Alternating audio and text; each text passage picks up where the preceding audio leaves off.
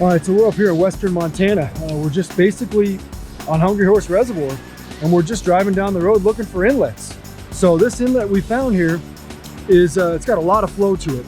And because it has a lot of flow to it, we think that there's gonna be a lot of trout staged right where the creek meets the reservoir. So we're gonna walk on down, just like you or anybody else can, and do a little fishing. Looks like a cutty.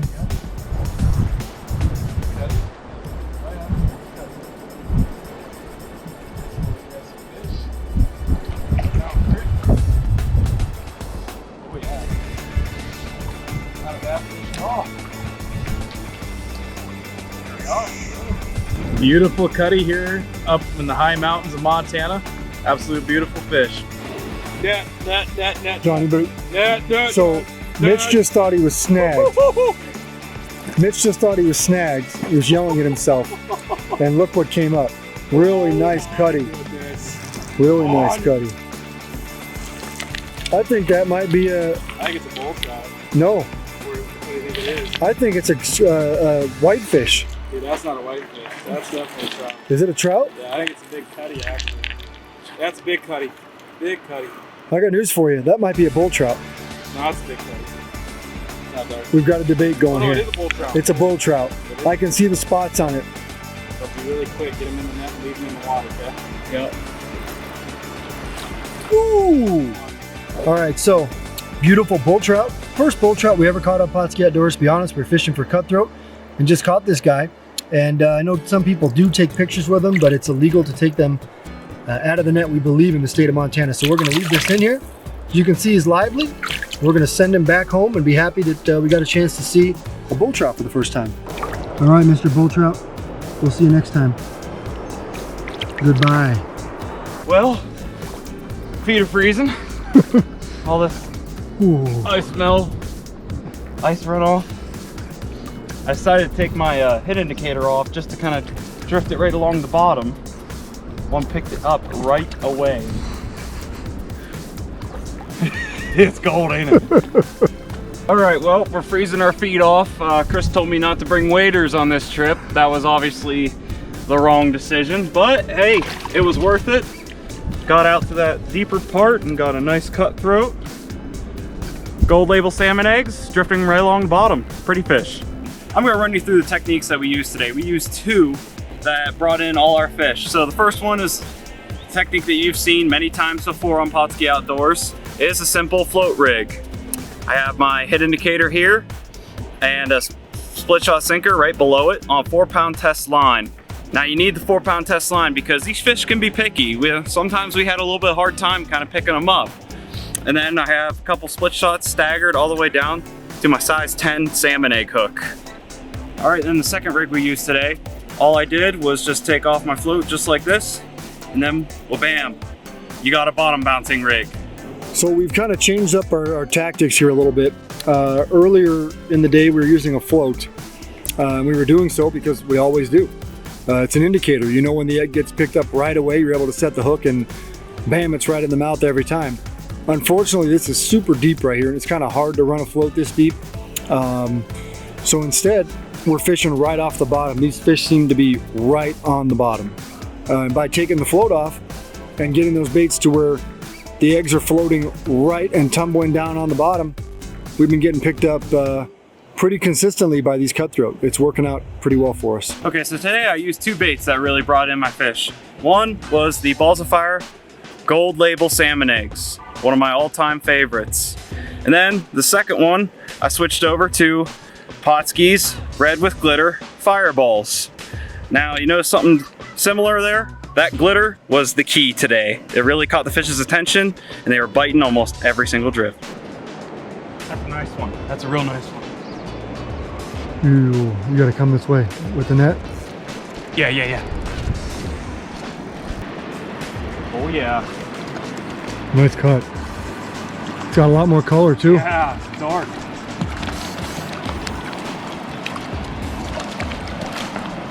Oh, got him. Got him. Yeah, check that one out. Holy cow, that one is pretty. All right, got this nice cutthroat, real beautiful colors. I got him, just bottom bouncing some gold label salmon eggs on the bottom, took my hit indicator off, and hey, he picked it right up first cast.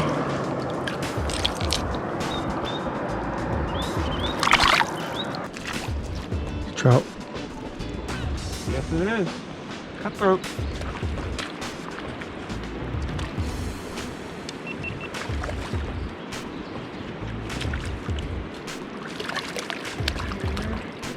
There we go.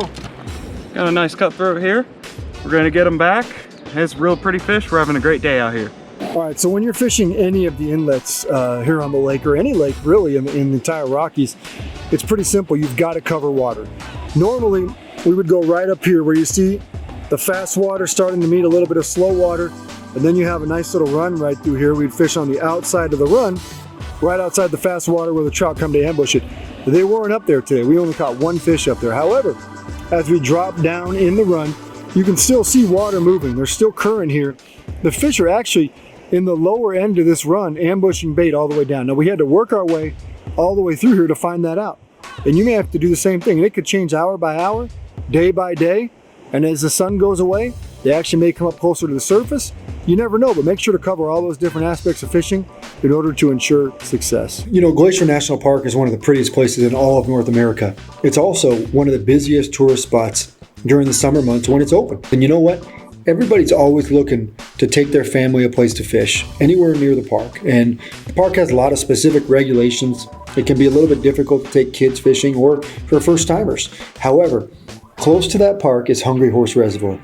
Now, Hungry Horse Reservoir is a very large reservoir. Okay, it's 34 miles long. And when full, it's a massive place that holds a lot of cutthroat trout and bull trout, as a matter of fact.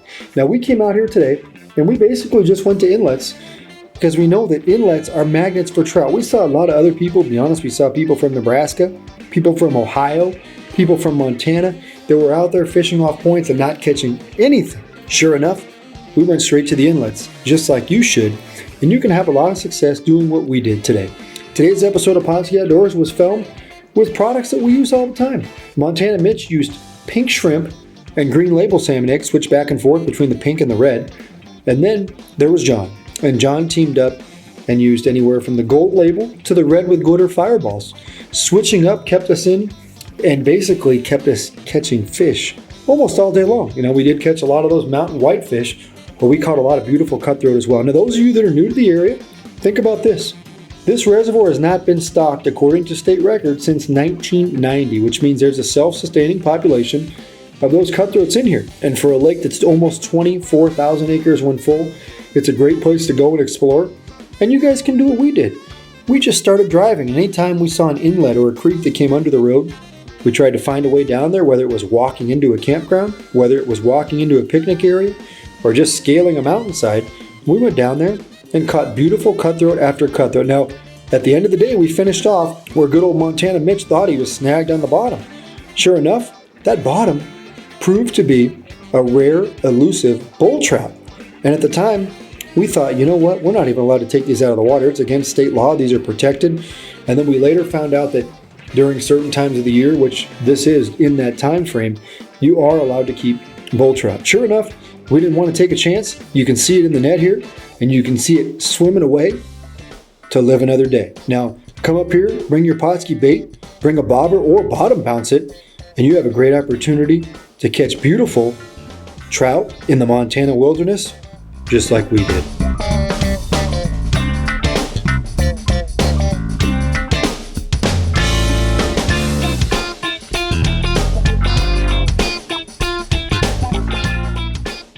Pautzke products are available at sporting goods stores near you. If you can't find the specific color, size that you want, make sure to go to Pautzke.com. And as a thank you for watching Pautzke Outdoors, we're going to show you a coupon code to be used for 10% off your next order.